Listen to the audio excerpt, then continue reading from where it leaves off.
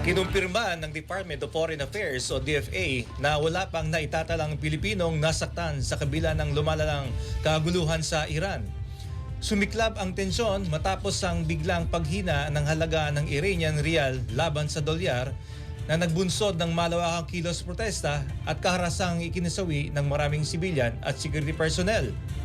Ayon kay DFA spokesperson Assistant Secretary Angelica Escalona, patuloy na binabantayan ng pamahalaan ang sitwasyon ng mga Pilipino sa naturang bansa sa pamamagitan ng Philippine Embassy sa Tehran.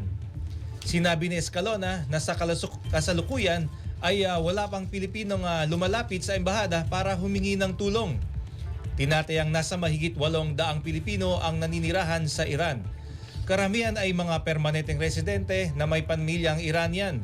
Nananatiling nasa Alert Level 2 ang bansa kung saan hinihikayat mga Pilipino na manatili sa loob ng kanilang mga tahanan. Iwasan ang hindi mahalagang biyahe at umiwas sa matataong lugar.